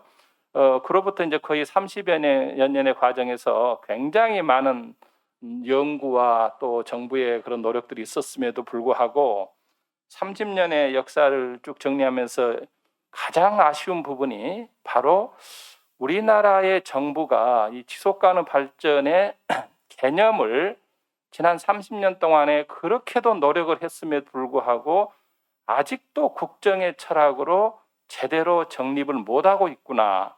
이것은 특히 저희같이 이제 학문을 하는 입장에서는 우리의 그런 그 잘못도 상당히 크구나 이런 반성도 하고 있습니다. 뭔가 지속가능 발전에 대한 철학, 이념, 어떤 지향하는 가치 이런 거에 대해서 국정 전반에 녹아내지 못하고 있고 또 이것이 우리 시민사회나 기업이나 모든 부분에서 제가 쭉 간단하게 정리해 보니까 여전히 우리가 해야 될 일이 많구나라는 것을 지난 30여 년의 과정을 좀 살펴봤습니다. 자, 문제는 이제 지금 현재 아까 우리 이제 오늘 이제 소개해 주신 그 지방자치단체 사례는 정말로 우수한 사례죠. 굉장히 선도적인데 크게 보면은 우리가 이제 지역의 현상이 2가지로 나타납니다. 이 지금 현재의 모습이 뭐냐 하면은 특별한 제도적 큰 어떤 기반이 없이 지방자치단체장들의 적극적인 의지와 또 먼저 좀 선도적인 그런 그 정책 노력에 의해서 기본 조례랄지 또 기본 계획을 수립해서 좀 쉽게 말하면은 법이 없어도 될 만큼 잘하는 그런 지방자치단체가 있는가 하면은 상당히 많은 지자체들은 안타깝게도 좀 제도에 의존하는, 즉 기본법도 없고 또 중앙정부가 적극적으로 나서지도 않는데 굳이 이걸 왜 해야 되지? 이렇게 좀 어떻게 보면 이제 행태적으로 다분히 소극적이고 이에 대한 인식이 아직은 잘 이제 정립되지 않는 그런 지방자치단체들이 대부분이 많다는 것입니다. 그래서 저도 행정학에서 이런 이야기를 많이 합니다. 제도가 먼저인가 행태가 먼저인가 그런 이야기를 하는데 사실은 제도와 행태라는 것이 서로 이제 보완적으로 맞물려 있기 때문에 제도가 부족한 부분 때문에 지금 우리가 지금 어렵습니다. 어느 정도는 적극적인 의지나 많은 노력들을 해왔음에도 불구하고 국가의 그런 기본법 체제가 2010년에 이명박 정부에서 이게 무너졌단 말이죠. 그 무너진 기본법 체제가 지금 10년이 지나도록 이게 다시 재정립되지 못하고 있는 것은 우리 한국 사회가 어떻게 보면은 미래를 위해서 가야 될 길이 굉장히 그동안에 좀 주춤거렸다 이렇게 말씀드릴 수 있겠습니다. 뭐 시간 관계상 제가 또 이제 마무리의 그 과제로서 지금 우리가 이제 학계와 또 이제 우리 지방 정부는 나름대로 그 굉장히 많은 지금 노력을 쭉 해오고 있음에도 불구하고 여전히 상당히 큰 장벽이 있습니다. 이게 유명한 소위 우리 그 환경 문제나 이런 지속 가능 발전이나 이런 부분들이 다른 부분에 대해서 어떻게 보면은 좀 그 정책 경쟁이라 그럴까요? 여기서 좀 상대적으로 좀 밀리는 이런 현상을 정치의 장벽이다 이렇게 이야기합니다. 즉 여러 가지 준비는 잘 되어 있는데 마지막으로 장애물 경기에서 꼬린 지점에서 정치의 장벽에서 허들이 걸려서 이게 종종 좌절이 되는 것입니다.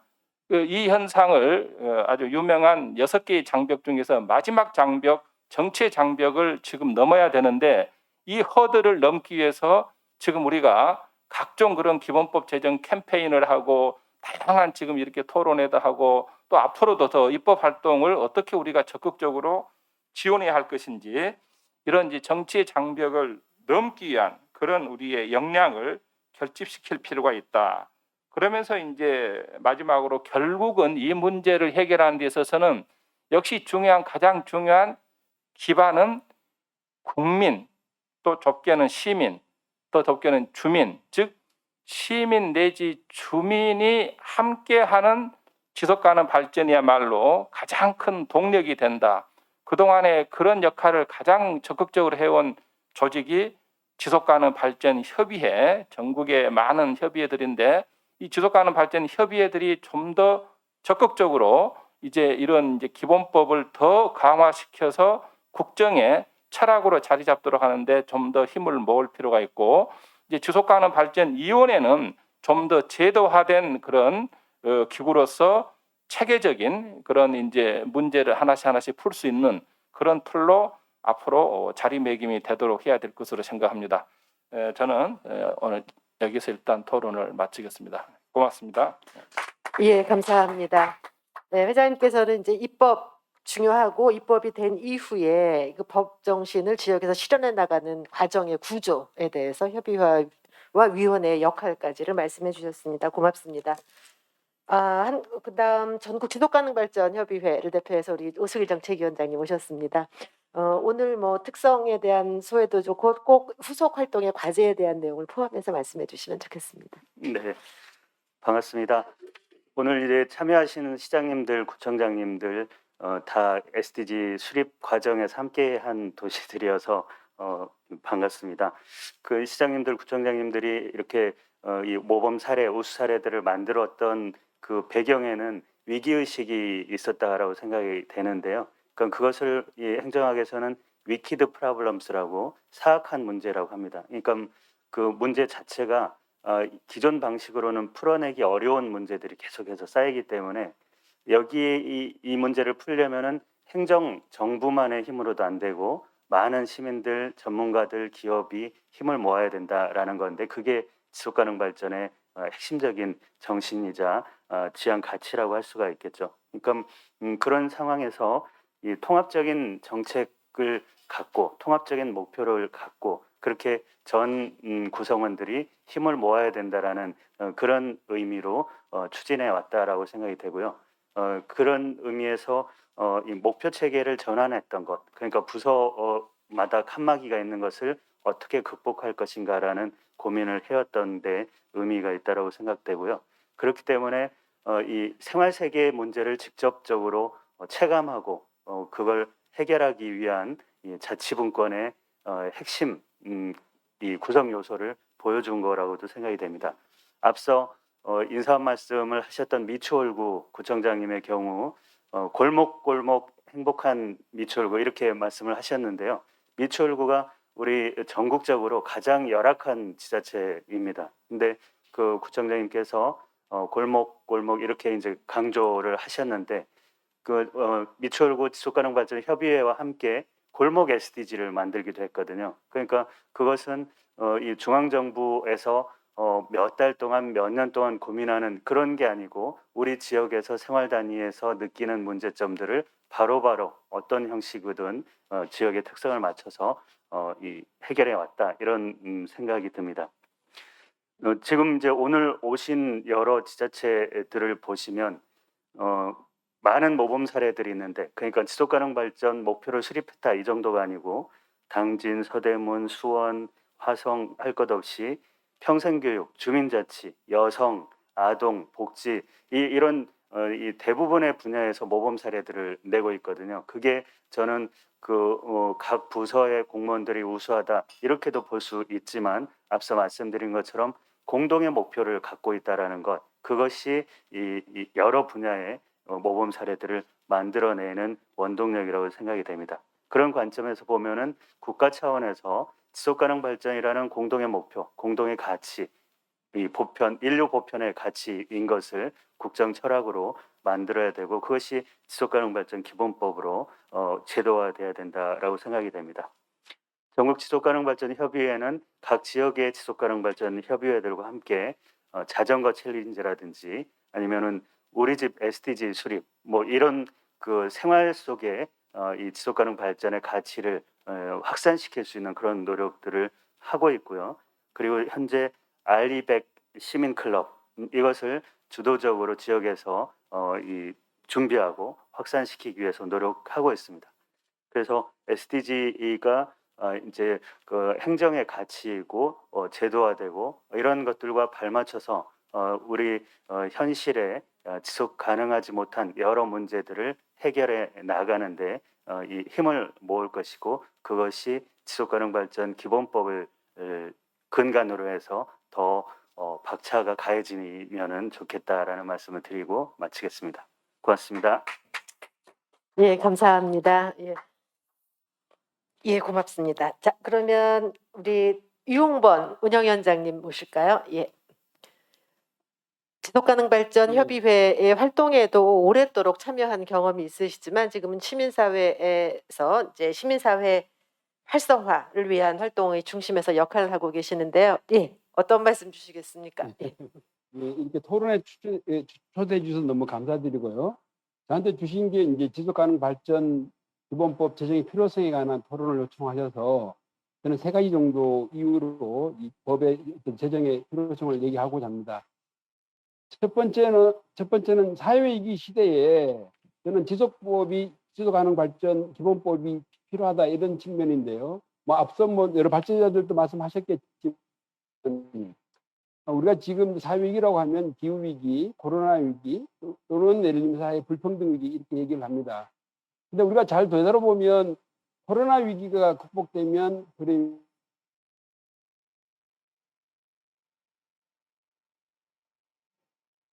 초래될 수도 있고 또 사회 불평등이 더 초래될 수도 있죠. 실제로 코로나 위기 극복 과정에서 보면 일회용품이 증가해서 어떤 환경 파괴 문제가 논란이 될 수도 있는 것이 있었고요.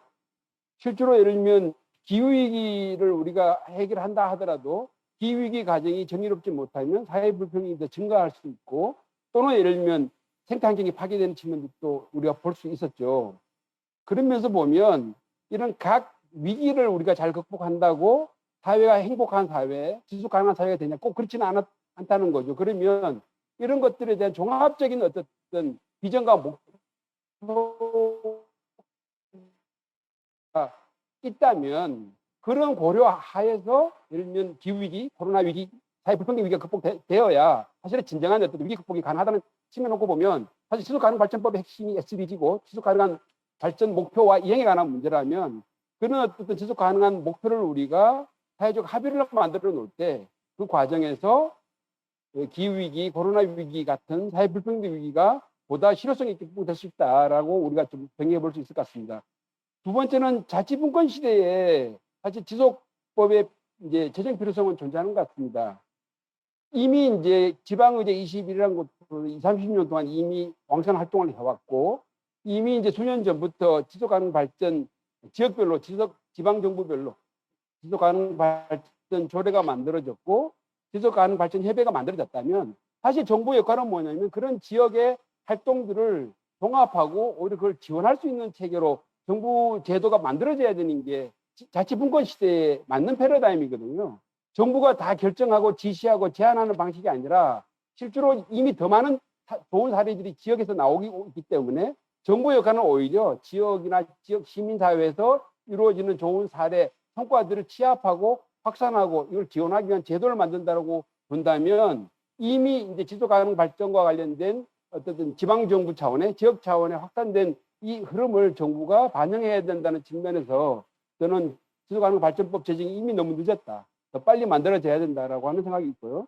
세 번째는 사실 우리 사회 또는 전 지구상으로 가장 중요한 게 사회 통합에 관한 문제라고 하는데 우리가 사회 통합을 얘기할 때 그냥 잘 지내는 게 사회 통합이 아니라 공동의 목표와 공동의 비전을 갖고 같이 움직일 때 사실은 사회 통합이 이루어진다고 볼 때 우리가 SDG라고 하는 것은 마을에서부터 지역, 국가, 세계가 사실은 공유하고 인정하는 비전과 목표 체계라고 한다고 하면 마을에서부터 SDG를 만들고 전 세계가 SDG를 만들면 그 과정에서 사실은 공동의 우리의 연대의식과 비전과 목표가 만들어지게 되고 그 과정에서 제기되는 뭐 난민의 문제든 기후위기의 문제든 이런 것들이 사회적으로 통합성이 이루어질 수 있는 것이다. 그런 면에서 지속가능발전법이 단순히 목표를 수립한다는 의미를 넘어서서 어떤 한 사회 또 세계 또 한 마을의 통합성을 이루는 데도 굉장히 중요한 측면에서 보면 지속가능발전 기본법에 어떤 조속한 제정이 필요하다는 말씀을 드리고 마지막으로 하나 제안 드린다면 이런 지속가능발전법이 큰 틀에서 보면 목표와 이행에 관한 문제긴 하지만 이행에 관한 부분이 사실은 굉장히 강력하게 제시되고 있지는 않는 상황에서 저는 이 지속가능 발전을 누가 이룰 것이냐라고 보면 결국 정부와 기업과 시민사회로 간다면 시민사회의 역할 증대가 매우 중요하다. 그런데 최근에 시민사회가 매우 약화되고 있는 상황을 고려한다면 이런 목표로서의 어떤 지속가능발전법 기본법의 제정과 더불어서 이러한 시민사회 활성화와 또 파트너십을 규정할 수 하는 시민사회 발전과 관련된 기본법이라든가 여러 법들도 동시에 만들어졌을 때 사실은 이러한 목표와 추진이 효과적으로 달성될 수 있지 않을까 이런 측면에서 어쨌든 지속가능 발전 이 과정이 시민사회와 좀 더 협력하는 과정이 되었으면 좋겠다는 제안으로 마치겠습니다. 감사합니다. 와, 열정적으로 토론해 주셨고요. 중요하게 공유해야 되는 중요한 요소들을 아주 콕 찍어서 잘 정리를 해 주신 것 같습니다. 어쨌든 대체로 지정 토론자들께서 의견 주셨는데요. 이 지속가능 발전 목표로 대변되는 지속가능 발전의 과제가 이게 한두 사람이 합의한 게 아니라 가장 폭넓게 책임을 전제로 합의된 사회적 가치인데 왜 그것이 중심에 없는가에 대한 문제 제기에서부터 이제 이게 시작이 되는 것 같습니다. 그리고 지방정부에서 쭉 발표해 주신 내용들도 이게 내분의 스토리이긴 했지만 1000개의 지방정부 1000개의 이야기가 있을 수 있는 거잖아요. 그래서 그런 다각적 다양하고 역동적인 시도 그다음에 거기에서 나오는 교훈, 그런 축적되는 경험치 이런 것들을 지원하는 체계로서의 지속가능 발전 기본법 제정의 중요성 이런 대목에는 모두가 좀 합의를 하시는 것 같습니다. 첫 번째로 지정 토론자 여러분들께서 의견 주셨는데요. 발표하신 시장님들께 조금 더 다시 한번 좀 목소리를 요청을 하려고 합니다. 지정 토론자들께서 주신 내용들에 대해서 조금 더 공감하시는 것, 조금 더 하고 싶으신 말씀하고, 그다음에 지금 토론 내용 주신 내용 중에는 특히 뭐 논쟁을 한다기보다는 지속 가능 발전 기본법 제정의 중요성을 이제 다각도로 지적을 해주셨기 때문에 이 토론회 이후에 지속 가능 발전 기본법이 좀 빨리 꼭 돼야 되는데 이게 어떻게 될까, 어떻게 역할을 할까 하는 게 우리의 지금 현재의 가장 큰 고민입니다. 그래서 지금 참여하고 있는 주체를 포함해서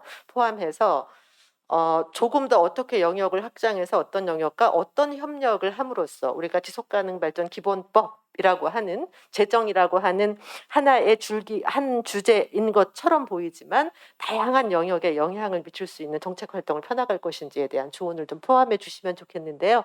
지금 유홍범 총장님께서는 이제 시민사회 활성화에 대한 내용을 주셨으니까 먼저 오수길 교수 짧게, 오수길 교수님, 그다음에 우리 김병환 교수님, 그리고 우리 온라인으로도 문석진 구청장님께서 지금 계속 참여하시고 계십니다. 그래서 발표하신 시장님 중에 문석진 구청장님, 그다음에 화성 시장님, 당진 시장님 순서로, 그래서 소감, 그다음에 후속 활동을 위한 제안, 마무리 말씀을 포함해서 그렇게 말씀을 쭉 나누는 것으로 좀 의견을 모을까 합니다. 먼저 오수길 위원장님께 부탁드리겠습니다. 네. 저는 이제 오늘은 전국 지속가능발전협의회 이 이름으로 왔기 때문에 앞서 이제 유용번 위원장님 말씀에 이제 공감하면서, 그럼 올해 이제 전국 지속가능발전협의회가 전국적으로 이 하고자 하는 것이 SDG를 확산시키는 거, 그 의미를 확산시키는 거, 그리고 생활 단위에서 더 실천을, 시민들의 실천을 이끌어내는 거, 이런 거이기 때문에 그 과정에서 이 시민사회 활성화, 이것과 만나는 지점이 있다라고 생각이 되고요. 그리고 이제 앞서 지방의제 20일 시작할 때도 모범 사례가 있는 곳은 시민사회가 활성화된 곳이다. 그러니까 시민사회의 네트워크가 활성화된 곳은 반드시 모범 사례가 있었던 것처럼 그때의 교훈을 다시 삼아서 지역사회에서 시민사회의 단체들이 서로 연대할 수 있는 그런 이 정책과 활동을 이어나가도록 하겠습니다. 고맙습니다. 예, 감사합니다. 예, 김병환 회장님. 예, 제가 아까 먼저 말씀드린 것 중에 조금만 보완드리면은, 이제 사실 아까 제가 이제 뭐 정치의 장벽을 어떻게 넘을 것인가 이걸 좀만 더 말씀드리면은, 핵심은 지금 중앙 정부의 의지나 노력 부분하고 의회, 즉 정치권, 의회 또 정당 이의 그 어떤 의지나 노력을 어떻게 좀 더 우리가 추동해 낼 것이냐. 뭐 사실은 오늘 이 모인 자리도 지금 지방 정부, 이제 지방 정부의 자치단체장님들하고 우리 학계의 이제 전문가들, 크게 이제 네 그룹이 우리가 이제 어떻게 연대 협력을 하느냐 중요하죠. 그리고 이제 전국에 많은 이제 지난 30여 년 가까이 활동해온 지속가능 발전의 소위 전사들이라 하는 전국의 각 협의회의 그런 활동가 내지 거기에 이제 주도적인 역할을 한 리더분들 협의회, 그리고 이제 최근에는 이제 뭐 ESG로 조금 이제 많이 이제 부응이 되고 있습니다만은 기업, 사업하는 이런 주체, 기업의 입장에서 이것을 어떻게 기업 경영에 활용할 것인가. 그래서 행정과 전문가 그리고 활동가, 사업가 이 4대 주체의 연대와 협력을 통해서 중앙정부에 대한 강력한 메시지, 또 정치권에 대한 메시지를 잘 담아서 단계적이고 체계적으로 전달하는 그런 프로그램들을 좀 더 앞으로 좀 짜임새 있게 펴나가면 좋을 것 같다, 이런 말씀을 드리고 싶습니다. 고맙습니다. 예, 감사합니다. 자, 마이크를 온라인으로 함께하고 계시는 우리 서대문구의 문석진 구청장님께 옮기겠습니다. 구청장님. 오늘 우리 지속가능 사회를 위해서, 또 지속가능 발전 목표를 이루기 위해서 여러분이 이제 발표를 해주시고 또 토론에 참여해 주셨는데요. 전반적인 흐름의 그 밑바탕에는 시민의 참여, 이런 부분 활성화, 이러한 것들이 기본인 것 같습니다. 저희 서대문에서도 이런 활동을 해보면 지역 안에서, 동네 안에서 지속가능 발전이라고 하는 이런 목표로 이해하기보다는 우선 당장 우리 아파트에 전기를 어떻게 하면 줄일 수 있을까, 전기료를. 그런 데서부터 시작된 그 운동들이 에너지 절약 마을이 되고, 현재 에너지 절약 마을이 생기니까 또 이분이 시범 사업으로 다른 동네에 얘기하게 되고, 그래서 아파트가 아닌 저층 주거지에서는 호박골 에너지 마을이라고 해서 그 지역 특성에 맞는 이런 또 운동들이 발생되면서 서울 25개구에서 가장 많은 에너지 절약 마을이 만들어진 곳이 이제 서대문구가 됐습니다. 그것 때문에 북가자동의 중앙정부가 에너지 그리드 사업의 특정 지역으로 선정이 되어져서 광주시와 광주광역시와 서대문구가 전력과 관련된 이런 부분에 있어서 시민들이 어떻게 참여하면 그 에너지 그리드 실증 사업을 통해서 피크 타임을 서로 이렇게 해소시켜가면서 에너지를 줄여서 온전하나 줄이기를 할 수 있는, 내적 산업을 줄일 수 있는 이런 실증 사업을 계속 지금 추진하고 있습니다. 이런 과정 보면 처음에는 단순하게 우리 지역 아파트 공동전기를 아껴보자 이런 제안을 하셨던 주민들로부터 자발적 참여가 주민 참여로 함께 아파트 입주자 대표회의에서 또 분여회에서 이렇게 결정되면서 그 운동들이 구청에서 같이 격려하고 또 이것을 계속적으로 우리 사회 운동으로 이렇게 하자라고 했더니 이게 자꾸 전파가 됐어요. 저는 이런 힘들이 굉장히 중요하다고 생각합니다. 그러니까 시민사회가 이 부분에 어떤 중심을 잡아가면 저는 이게 확산되어 가고 쉽게 이해간다면 지속가능 발전 목표에 더욱더 접근할 수 있겠다 생각하고, 정치 장애도 역시 이러한 시민들이 더 많아질수록 거기에 선출직들이 여기 같이 집중할 것이고, 그렇게 되면 국회에서도 이런 부분은 무시하지 못할 것이다. 그리고 저희와 함께했던 시장, 구청장들이 또 국회에 진출하신 분들이 많이 있습니다. 그래서 중앙정치 무대에서 이런 부분들 함께 도와주신다고 하면 저는 이런 지속가능 발전 기본법 적용이 좀 가능하리라고 생각하고요. 열심히 또 우리 동지들이 그걸 해낼 수 있도록 저희도 추동해 가도록 노력하겠습니다. 감사합니다. 예, 감사합니다. 발표 내용들 그리고 특히 시민 참여의 중요성에 대해서 말씀해 주셨습니다. 감사합니다. 자, 다음은 마이크를 우리 화성 시장님께 드리겠습니다. 네, 다른 분들이 비슷한 말씀을 해주셨습니다. 시민의 참여와 이 역할이 중요하다. 근데 그걸 하기 위한 제도적 기반이 필요하다는 겁니다. 저희가 화성시에서 시장이 되고 지속가능 발전 목표를 많이 진행하려고 했는데 아까도 말씀드렸지만 가장 큰 어려움이 공무원부터도 이걸 잘 이해하지 못하는 거예요.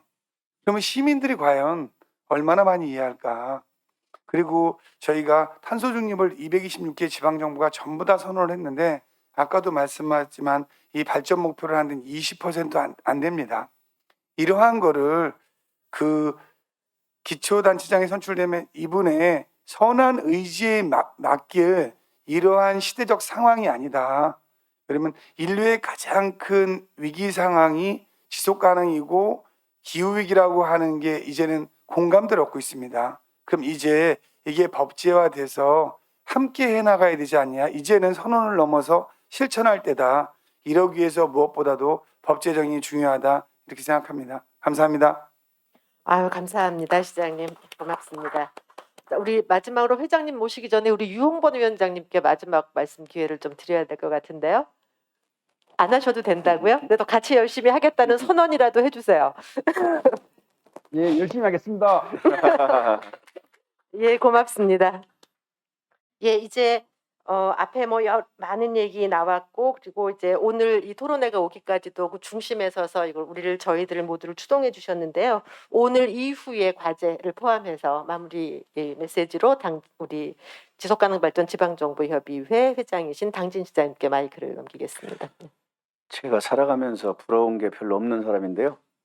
네, 서철모 시장님은 보면 참 부러워요. 왜 부러우냐면 저는 달나라도 못 가봤는데 서철모 시장님은 화성에서 살아요. 그러니 얼마나 행복하겠어요?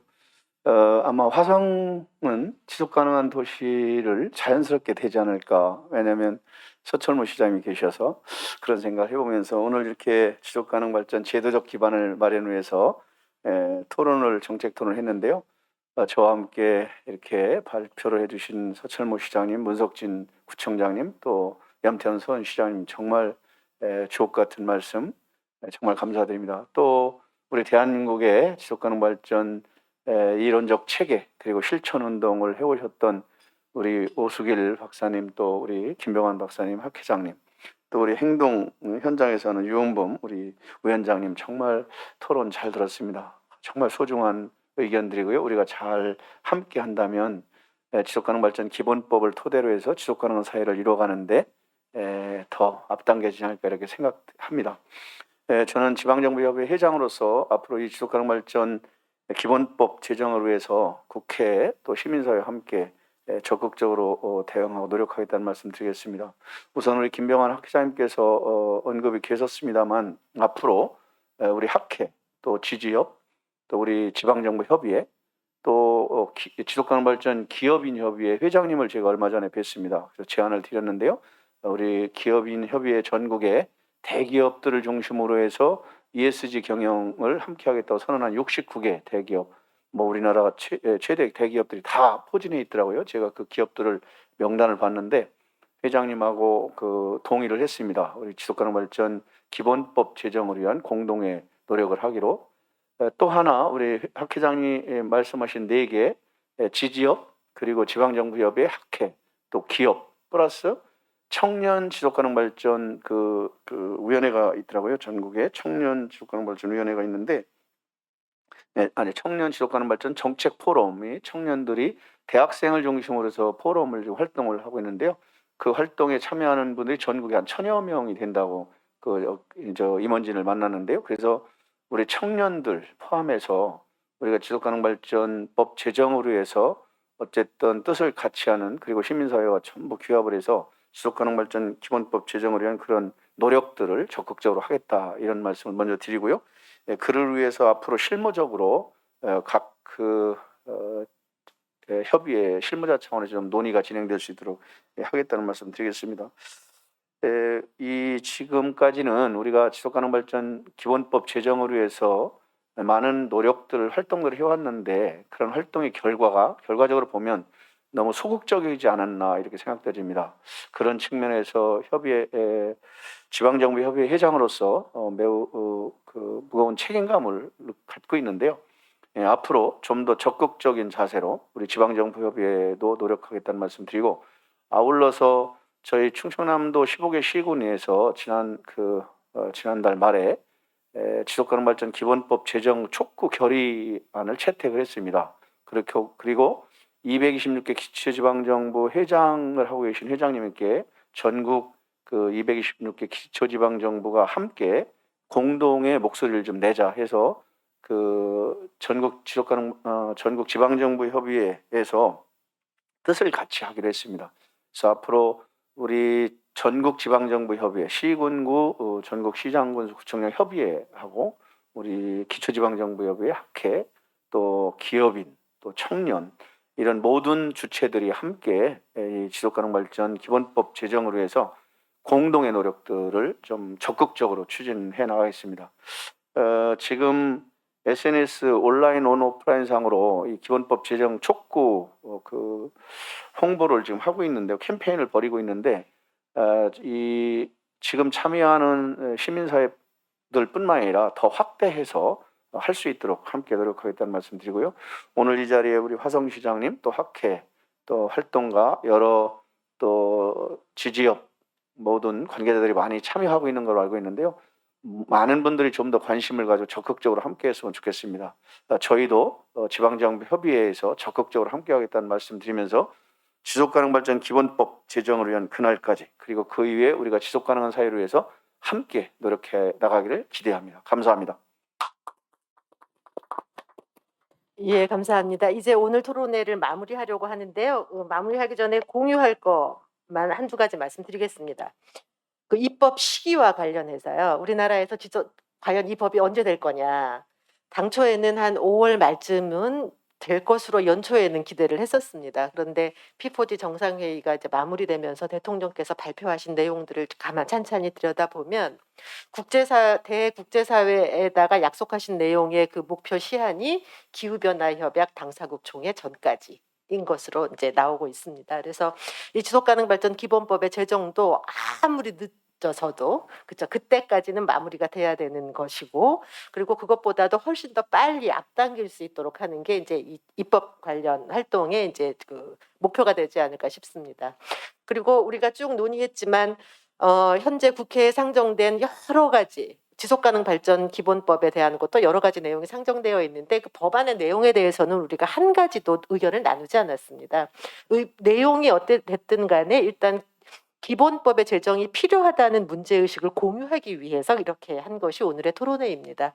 그러나 이게 국회에서도 입법 과정 중에 의견 수렴을 하게 될 거고요. 그 과정 중에 우리 입장에서는 이 지속가능 발전 기본법이 이제는 우리나라에서도 버전 2의 기본법으로서 입법이 되는 거기 때문에 버전 초창기 최초로 만들어졌던 기본법의 시스템 내에서 부족했던 것들을 어떻게 보완할 건지, 그리고 시행령과 그 이후의 이행 과정에 어떻게 다양한 지역의 특성을 반영한 실질적인 지속가능 발전 추진 체계를 구축하는 기초를 만들어갈 건지에 대해서는 지속적인 면밀한 그 관심과 검토와 지혜를 모으는 과정이 필요합니다. 그래서 그 과정들에 대해서는 좀 앞으로도 좀 근거리에서 의견을 모아 나가자라고 하는 결의가 있었다고 하는 것을 이 자리에서 조금 더 확인을 해주시면 좋겠고요.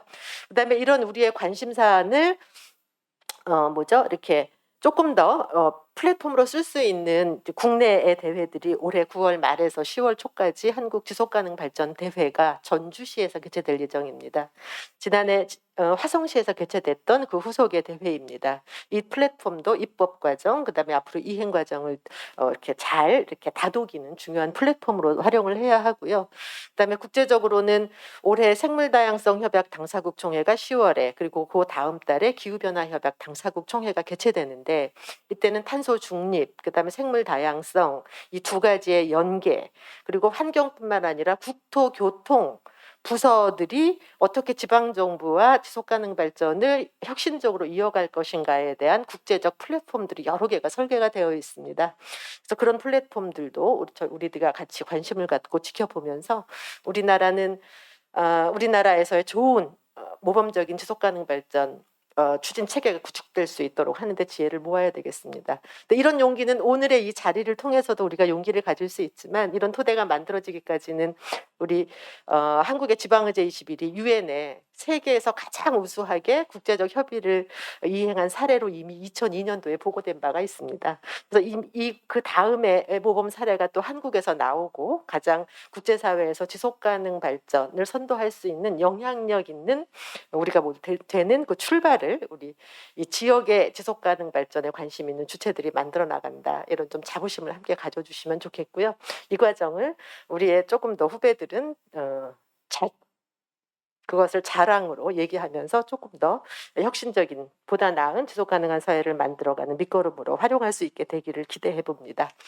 오늘 장시간 온라인으로 함께 해주셨는데요. 함께 해주신 시장군수구청장님, 그다음에 전국 지속가능발전협의회 활동가 여러분, 위원 여러분, 그리고 학회 관계자 여러분, 그리고 이클레이 한국사무소 관계자 여러분, 그리고 올해 10월에 대한민국 지속가능발전대회를 준비하시는 관계자 여러분 모두에게 감사의 인사를 드립니다. 곧 이어서 더 좋은, 조금 더 영향력 있는 플랫폼에서 곧 만나뵐 수 있기를 기대하면서 오늘 이 회를 모두 마치겠습니다. 감사합니다.